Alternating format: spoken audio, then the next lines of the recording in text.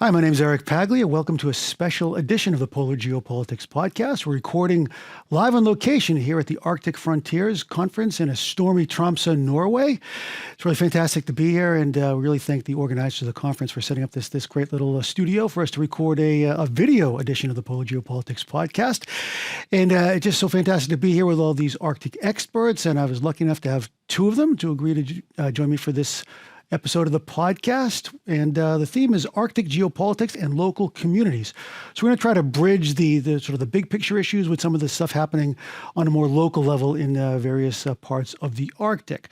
So joining me here, we have Kelsey Frazier, research analyst for Arctic operations at the Ted Stevens Center for Arctic Security Studies, and Andreas Østhagen, senior researcher at the Fridtjof Nansen Institute. Welcome to the podcast. Great to have you joining us again. Andreas, you've been on once before, and now great to meet you in person and do this on video.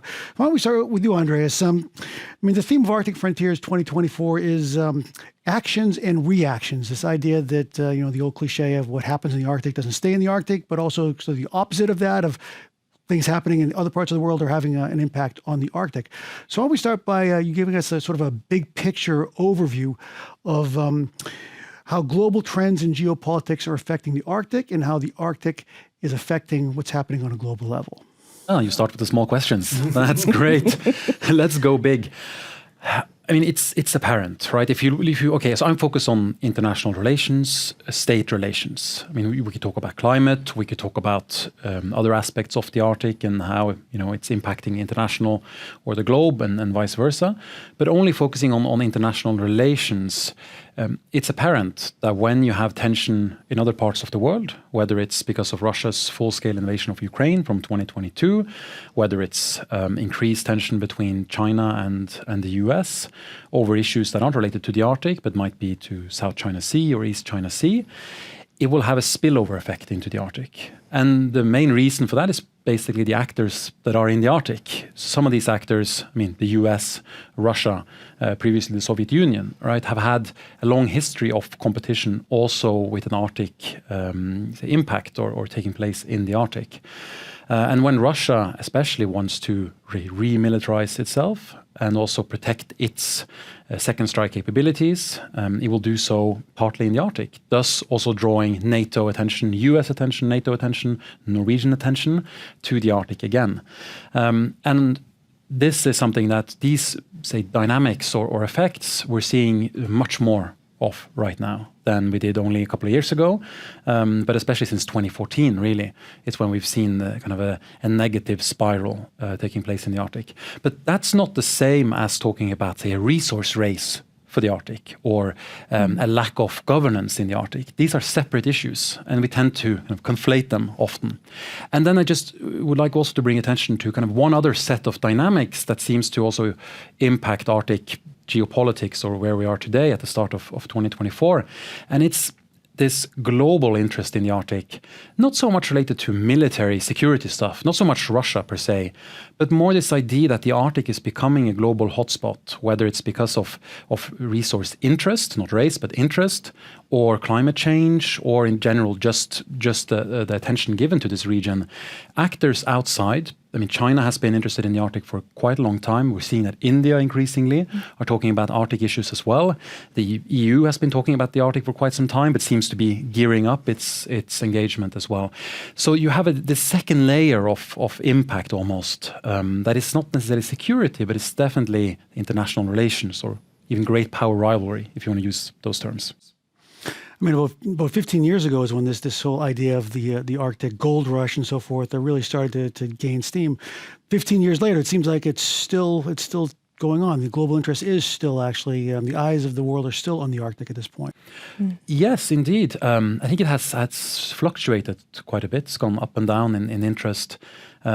I hope that the global interest is more nuanced, more fact-based right now.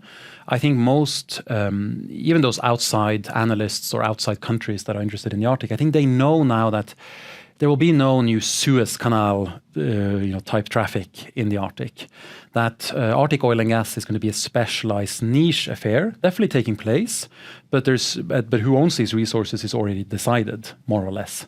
So I think there's still interest, but I think the interest perhaps is coming from a different angle. And then you add on to that the increased relevance of the Arctic in a security environment. I mean, I mentioned the Russian second strike capabilities, which are predominantly based in the European parts of the Arctic, in the North Atlantic, on the Kola Peninsula part of the Arctic, close to where we are sitting right now.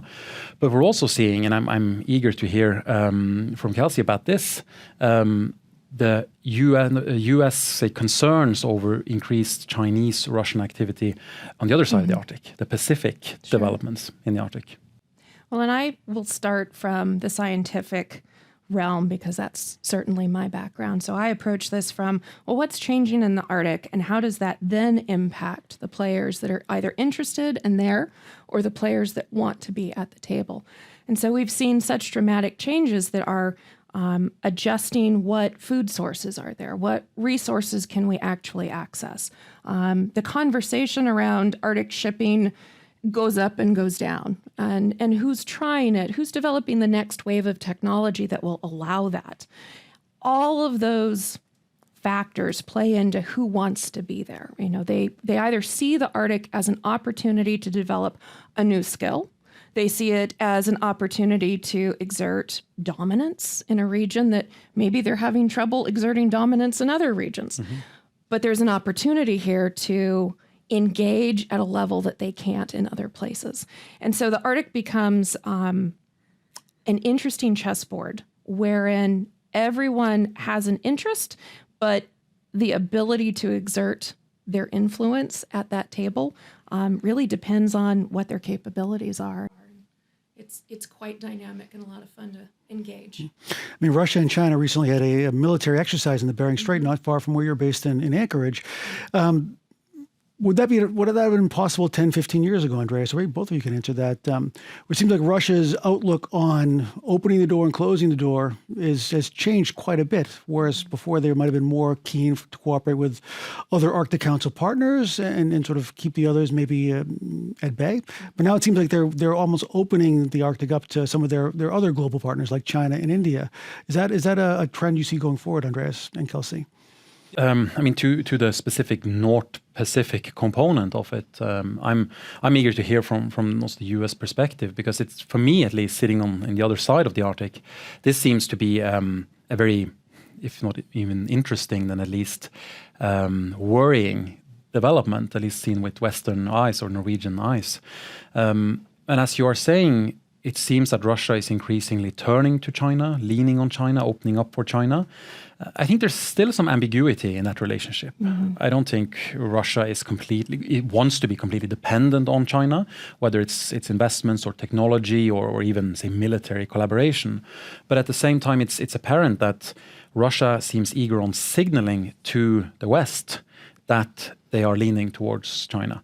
And I think collaborating on, and I think this military exercise, at least from what I've read about it, taking place just off the coast of Alaska, exercise might be a strong word. I think it was maritime naval operations, some naval vessels from China and from Russia doing some form of operation together. But this is not the first time this has happened. No. So it's maybe a continuous trend. And I think the problem is if this keeps on being scaled up, if the size of these exercises and perhaps also the interference with local activity, Alaskan fishers, etc., if that increases in scale, you have a problem. But of course, it's signaling. If you're sailing that close to American waters in Alaska, I mean, what are Chinese interests up there? Okay, there are some Chinese fisheries that Kelsey could talk more about, but inherently they're showcasing their capacities and capabilities together with Russia. So it seems to me, at least, that this type of activity in that part of the Arctic is also spurring on U.S. security engagement in the Arctic. And maybe the Ted Stevens Center is a result of that increased U.S. engagement in the Arctic. I think we are. I think the way that the Ted Stevens Center is positioned allows us to look at the Arctic from kind of a broad lens. Now, to go back to the conversation about the Russian and Chinese engagement, if we take China out of it, the Russians have been engaging with the U.S. for a long time. I was born and raised in Anchorage. It is not uncommon to hear the planes take off over at Elmendorf. And oftentimes they're departing the U.S. airspace and monitoring what's going on because of the Russians flying close to our airspace. So we play this kind of cat and mouse game, showing what capabilities are, showing that, no, you really can't come in here. We're going to ensure that this is our space. When we add the Chinese in, that is another interesting layer on, well, what's the purpose here? We know that the Chinese fishing fleet is getting as close to the U.S. EEZ as they possibly can. The U.S. Coast Guard has great charts where they're monitoring all of this fishing traffic. We know that while China has ratified IUU, so the prevention in unregulated fishing in the Central Arctic Ocean, that agreement ends fairly soon. And so what's happening, I think, is the development of capabilities, the positioning and posturing of, hey, we want a seat at the table.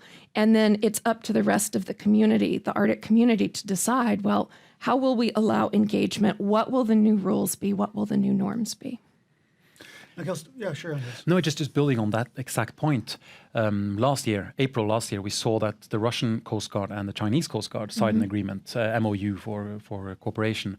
They signed it in Murmansk, which is a stone throw away from where we're sitting. But and I got questions from the Norwegian media: are we going to see Chinese Coast Guard vessels off the coast of Norway? No, of course not. I mean, the time distance, it doesn't make sense. But that might be of relevance in an Alaskan context. So it also showcases the difference in geography of the Arctic. When we're talking about Arctic security, actual Arctic operations, there's many different Arctics. I mean, it's not just one sphere, if you will. But you probably will see some Chinese icebreakers, research vessels coming your way in the years ahead. But Kelsey, you're a sea ice expert. That's really your main. That's where I love to live. Yeah. Right. I mean, how do you see the changing sea ice conditions in and of itself having an impact on the safety, security, and geopolitics of the Arctic and Alaska and beyond? Oh, that's a weighty question. We could spend a few years on it. The biggest issue we're seeing in the state of Alaska, or the biggest issues, are coastal erosion, storm surge. We have fall storms that there's no sea ice to prevent the impact of that weather. It doesn't dampen or lessen the impact from the storms that come through.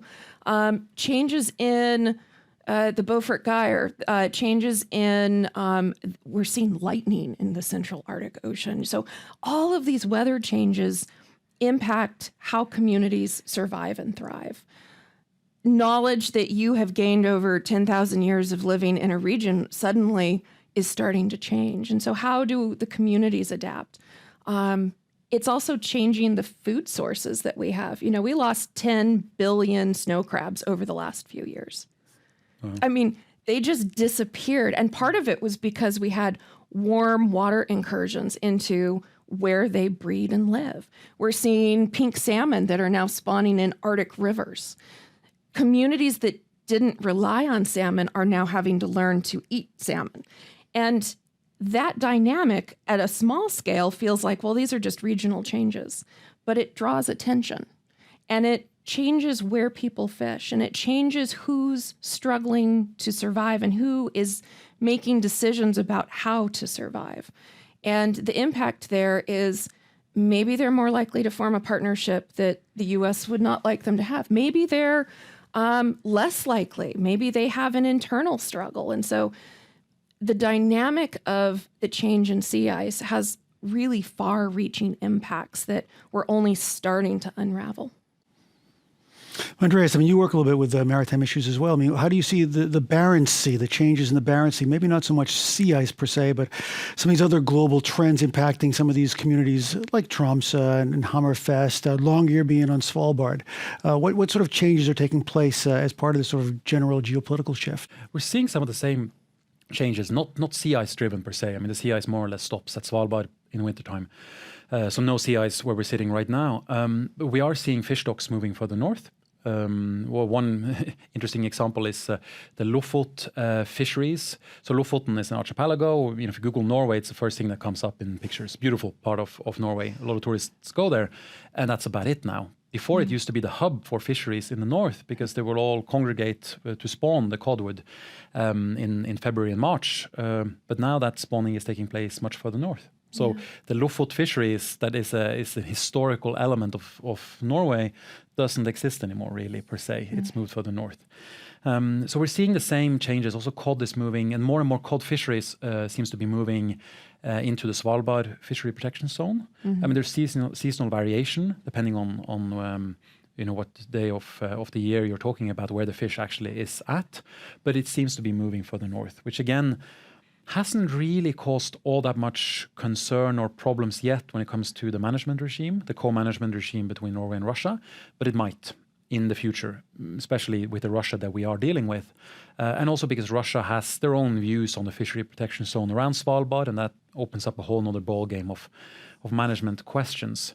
A bit further south, more or less on the Arctic Circle, though, we have seen issues when it comes to mackerel, herring, where Iceland suddenly is engaging in much more of a widespread fisheries than they have historically, claiming larger quotas that historically they haven't had a right to, which actually led to the mackerel cooperation being suspended on quotas. And at least before the pandemic, there were warning signs that these stocks, especially mackerel, but also herring, was perhaps in danger of collapsing at some point if this overfishing were to continue. And then the snow crab, of course, is also moving in. It's basically wandering along the continental shelf from Russia. There's been no snow crab fisheries in Norway before, but now we have started small-scale limited fisheries. Oh, they came from Alaska. All the way, yeah, exactly. So yes, indeed, we are seeing some of the same shifts due to climate change, naturally, that again might be it is already causing concern in terms of management of these resources. I mean, another community here in northern Norway that perhaps has a bit of a special relationship with Russia is Kirkenes, right on the border. How have things changed there since the invasion of Ukraine? And also, I know they've also been quite cozy with the Chinese as well there. I probably wouldn't say cozy with the Chinese. I mean, they might some of them might take offense. If I start with that point first, some years back, before the pandemic, even before this increased Western critique of China. I mean, there was a point, if you go 10 years back, we were all talking about Chinese investments on Greenland, in Canadian context, Alaska, etc. So we've been all welcoming off Chinese investments up until a certain point where we turned critical, skeptical. The US probably was driving a lot of that critique and skeptic, but we've caught on. But Kirkenes there were plans to continue to develop the harbor area, because if the Northern Sea Route was to expand, then Kirkenes would be a natural stopping point or a reloading point. And then there was some hope or speculation you would have Chinese investments in not only the port, but maybe also even a railroad facility going down to Rovaniemi. Straight south, you hit Rovaniemi in Finland, which then could connect to the Baltic shipping market. That hasn't materialized yet. I think the railroad, the plans for that railroad still isn't. Actually, I think it has been renewed now with Finland joining NATO. Suddenly it's a whole other relevance for infrastructure connecting Norway and Finland. But the Chinese investments or talk about it has disappeared. And the skepticism of it as well has led to much more scrutiny. But when it comes to relations in Kirkenes, I mean, I'm not from Kirkenes, I'm from Bodø, which people in Kirkenes would call in the south. I mean, Bodø is still an Arctic city. So, perspectives. But it's apparent that the society in Kirkenes has been challenged a lot by the Russian full-scale invasion, because there's about 300, 400, if I'm not mistaken, Russian citizens living in that community. A lot of them, of course, are anti-war. But some, it seems at least, maybe have been more supportive of the Russian regime. There's been some local, not clashes, it's a strong word, but there's local debates at least. Maybe fear of increased hostility towards Russian citizens in that community. And then at the same time, we've had in Norway in general, we've had an increased focus on security threats emanating from Russia, hybrid activity, illegal drone flying, etc., with the fishing vessels from Russia that are still allowed to land their fish in 3 ports in Norway, Kirkenes being one of them. What these vessels vessels might be doing when they're docking to land their fish. So there's been increased suspicion, I would say, and I think the Kirkenes community probably has had a lot of it, bear the brunt of that suspicion. And then at the same time, of course, you can't now easily access northwestern Russia anymore. A lot of friendships has been built, relationships, family has been built across that border between Norway and Russia. And you can still cross, but of course it's not as easy anymore. And a lot of the mechanisms that were in place to just drive across the border to Russia to buy cheap gas, those do not exist anymore. So I think Kirkenes is probably the best example of a community in the Arctic that has been directly impacted by the Russian full-scale war. You could say that from 2014 up until 2022, I mean, there were increased tension and sanctions placed on Russia that definitely hampered Kirkenes' collaboration with Russia, but not to the same extent that we've seen now. Now it's been shut down, most all of the contact. I mean, Kelsey, do you see any communities in Alaska that are particularly exposed to some of these geopolitical trends that are changing things in places like Kirkenes and other places in other parts of the Arctic? Is there any? I mean, Anchorage, of course, is quite a large city, but is there any other smaller communities in Alaska where things are really in a state of flux at the moment? A lot of the flux that we have in Alaska is driven by that climate change. In terms of geopolitics, I don't know that the communities themselves view geopolitics as something that they necessarily engage in, but you made a point about the difficulty for families to cross borders, and we have the same issue in Alaska. Indigenous communities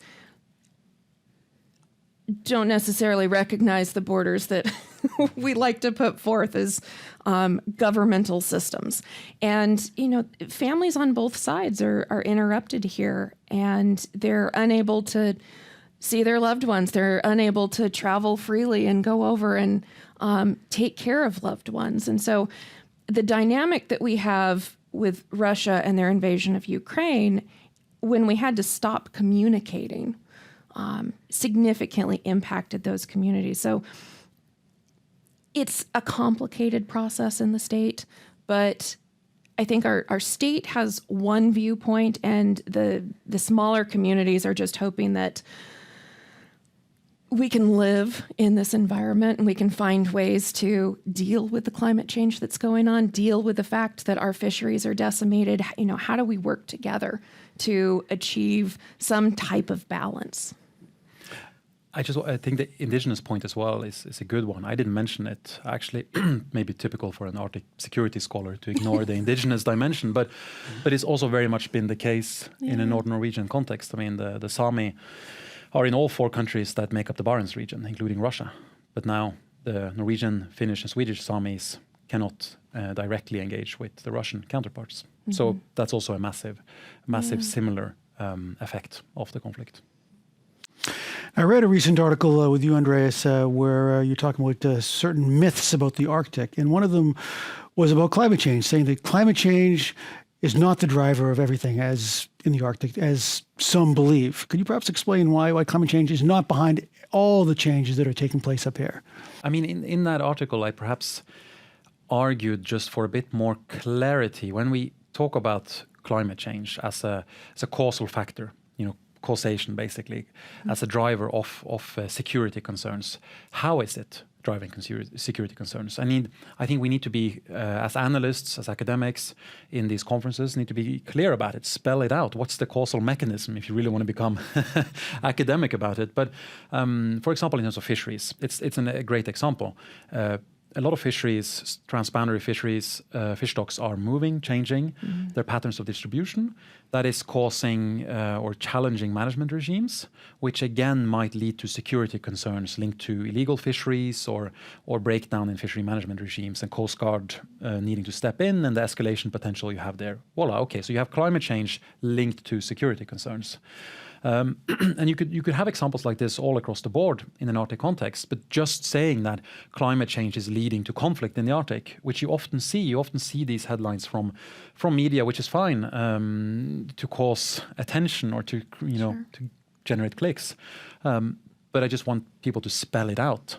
And I mean, some of the military focus that we see on the Kola Peninsula has nothing to do with climate change. Yes, some of Russia's investments in conventional forces has to do with Russia's interest in better control, dominance of that area as climate change is leading to it opening up, literally. But some of the submarines and the ballistic missile capabilities that Russia is investing in has nothing to do with climate change. These are upgrades or remilitarizations that are meant to hit targets far away from the Arctic. They're meant as Russia's second strike capability. So they're not linked to climate change at all. So I think that it's important just to distinguish or nuance a bit sometimes this equation, climate change leads to security concerns. It does, but how does it? Where does it? And it's not always the case. I might like to argue the opposite. Okay, excellent. But I suppose I should give some caveats. The European Arctic is very different than the North American Arctic. And it's such a joy to come to Norway and see what infrastructure could look like. Now, in Alaska and Canada, we don't have quite the same infrastructure because we don't have a population demanding it. We have small populations that would very much like to have the same infrastructure, but they're not of significant size, I think, to have the political ability to get roads everywhere and railroads. And so does climate change impact security? It impacts security on part of the spectrum, maybe not the hard end of that spectrum where we're talking about missile capabilities. But if we talk about the softer end of the spectrum, the end of the spectrum where we're talking about community food security, we're talking about health security, pathogens coming out of the permafrost, the dead we've buried who died of tuberculosis 100 years ago, who now have pathogens being released because the ground is thawing. Those elements of security, I think, are very much influenced by climate change. But the dynamic is so different between our Arctics. So that's why I would argue just a little bit, not on everything. Yeah. But I don't disagree, right? I'm not saying that climate change does not. No. And I'm just saying, please spell it out. How? And exactly, one thing is to spell out in terms of hard security. And that's an important distinction or nuance, right? Which type of security are we talking about? Which part of the Arctic are we talking about? And then, I mean, even hard security-wise, the U.S. need for, say, polar security cutters. What are those? Yeah, exactly. What are those? I've seen those. Yeah. Yeah. So even that need, I mean, it's driven by say other types of security, but it's also driven by hard security concerns as the Arctic is melting literally or changing due to climate change. So obviously you have a lot of examples of how climate change is driving security concerns, even direct hard security military investments. At the same time, you have examples of how it's not. Right, Norwegian investments in say our Air Force, for example, our decision to buy the F-35s a decade and a half ago, now finally being put into place, was or has been by some argued that it's a part of Norwegian militarization of the Arctic. Others would say no, actually it's just replacing F-16s. But okay. But has that anything to do with or buying those planes, having a forward operating base here close to where we're sitting right now? Is that related to climate change? Arguably not, right? But it is military, hard security activity, militarization in a part of the Arctic. I know there's a geopolitics webinar starting soon, so we'll start to wrap things up here. But just wanted to have one last sort of catch-all question, bring up issues of, let's keep on maybe on a maritime level, governance and infrastructure investments like polar security cutters and domain awareness. What sorts of investments are needed and what sort of institutional innovations do we need going forward? Well, I think in terms of investment, it's probably the policymakers who will figure that one out. I'll approach it from a scientist perspective and just say that it's my role in my current position to help policymakers understand what the challenges are, where the gaps are, so that they can make the decisions about, we definitely need to invest here versus something else that's going on in the world. And what I struggle with in academia and the scientific community is that we're so good at basic science. We're so good at understanding and figuring out what is going on in the universe, but we have a very hard time of saying why that matters. You know that the sea ice is changing, who cares? So what? And if we could answer the so what better, then I think the investment will come. But we're fearful in academia of ever expressing an opinion. Opinions are on one side, basic science is in the other. And I would just ask my fellow scientists to move a little bit toward somewhere in the middle where we say, this is why the science matters. This is what will happen. This is the impact, so that the policymakers feel like, yes, we can make a good decision.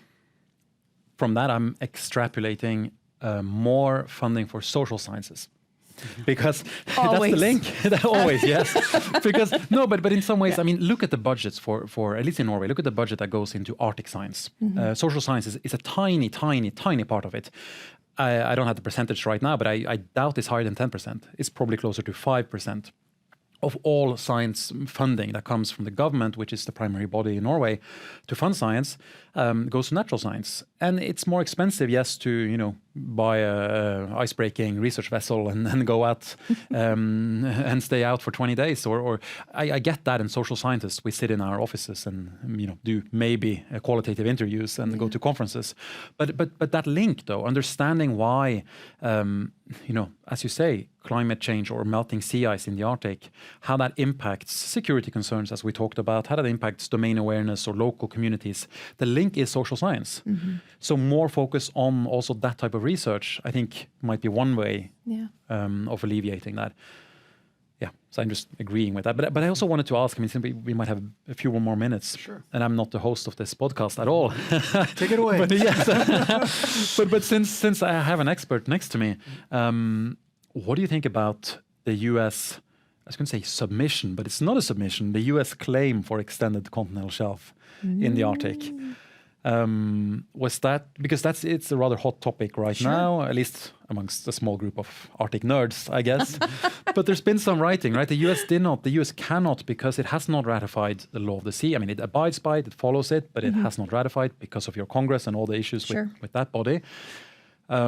You haven't submitted a claim to that commission that sits in New York and evaluates these claims, like Russia has, like Kingdom of Denmark, or like Canada. You have instead just made a claim, said, this is our extended continental shelf. Yeah. How do you interpret this? Okay, well, I'm going to say that you've asked for my very personal and non-professional opinion. Indeed. Holy cow! I can hear my boss in my ear somewhere going, The U.S. is a complicated group of states, and making a decision is complicated because the dynamics of our people are so different. I don't know if we'll ever be able to ratify UNCLOS. Is this an effort toward saying we'd like to? Is it an effort toward saying, well, we believe in the science of UNCLOS even if we can't ratify it? Is it a posturing statement? I think that remains to be seen. How it's interpreted by the international community is going to weigh heavily on what the U.S. does moving forward. I think there's some good science there. I'd like to see some more evidence. I'd like to dig into it a little bit more. But it was a shock to read that when it came out. I was like, oh, someone's really paying attention. We're posturing in a new way. Yeah. And maybe that's it. We're so used to, as U.S. citizens, seeing the U.S. posture from a military position. Now we've postured from this different policy position that I certainly didn't expect to see in my lifetime. So I'm hopeful that we'll move toward an UNCLOS ratification, but every time I talk to a senator or representative, I get a different answer. And so I don't know what'll happen. Okay, thank you. Because I find it fascinating, also hoping that perhaps this will enable the U.S. to settle the maritime boundary dispute with Canada. Because if that were to happen... We like to argue with our Canadian friends. Yeah, exactly. But if that were to happen, we would have a complete maritime boundary map in the Arctic, which is the ultimate argument against this idea of lack of governance mechanisms, maritime disputes everywhere. Sure. Because there's only one remaining, and it's the Beaufort Sea one. It's good to have something remaining to talk about, right? What would we do if we figured that out? It's like Hans Island, right? When they solved that problem, things get a little bit more boring in the Arctic. And I'm not going to ask Andreas about his opinion on Norway's proposal to start seabed mining, unless Kelsey wants to ask him about that. I would not ask you about that. That's contentious, right? Shucks. But I think the foreign minister today at this conference, Arctic Frontiers, made a good point. And it's not, he said, we're not starting drilling tomorrow. Right. There's opening up for potential lease sales in a large area. Some of it is very far north towards Svalbard, which brings up a whole different set of issues and dynamics that I don't want to talk about right now. But in general, the idea that you might open this up for potential lease sales that then would require a long process of environmental impact assessment, that's the argument. Let's see how, if a company actually would be willing to pay for some of that process, then maybe we can get more research, more science, more data. And that argument, I buy it. I mean, it sounds rational and nuanced to me, but of course the optics of this is horrible. Sure. Just a few days after COP28 in Dubai, where Norway, we did do amazing jobs in terms of climate negotiations and pledging to new things, but we're continuously branded as a laggard, as a petro-producing state, which we are. Although there's nuances there as well.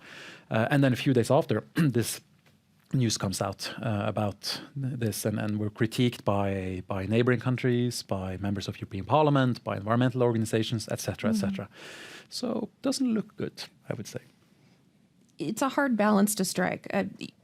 The U.S. went through their process wherein we had lease sales, and Shell certainly came in and was looking at offshore drilling in areas that maybe not everyone could agree was a great spot for them to be. However, I would like to point out that all of my PhD research was done from the data that Shell collected and then provided to the community.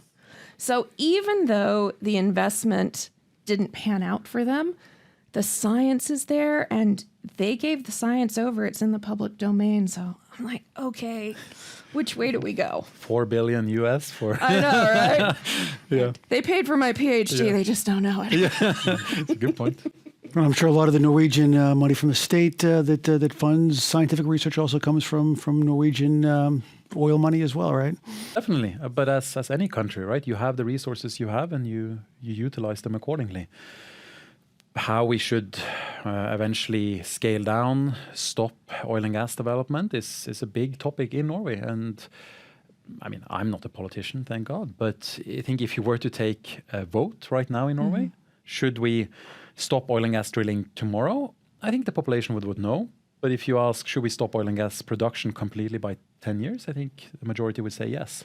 So the Norwegian population is also increasingly against oil and gas production. But I think I shouldn't speak for the population at large, but I think a lot of people buy into this argument that it needs to be a scaled down effort. And you don't, as also the foreign minister said today, now I sound like I only repeat his points.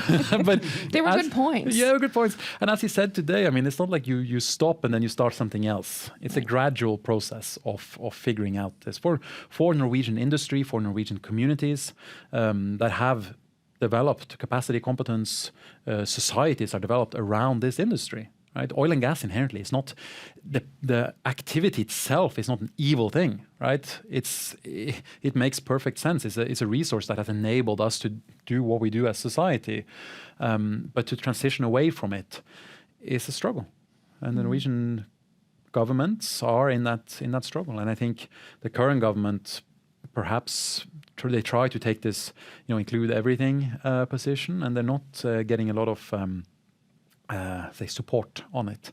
So perhaps we're looking to have an election in a year from now. They might lose office, but it's probably going to be replaced by an even more right-leaning coalition, which probably isn't going to take any different position on that matter. So I think it's a gradual phasing out in this country in decades to come. A much smaller scale. You can just see the difficulty Svalbard has had transitioning away from coal mining and finding other activities to replace that. Yes, for various reasons, right? And there again, it's difficult to say, now we're stopping coal mining. But what do you replace it with. Right. Renewable energy has been the desire, but the reality has been diesel, right? And if you start using diesel aggregates, you might as well use coal. I mean, then you're going back in time, not forward. So yes, a struggle. Okay, well, Andreas Østhagen and Kelsey Frazier, thanks very much. It's been a fascinating, really fun discussion with you here at the Arctic Frontiers. Hope to see you again next year, maybe do it again, see where things go a year from now. And enjoy the rest of your conference and especially the pub at tonight.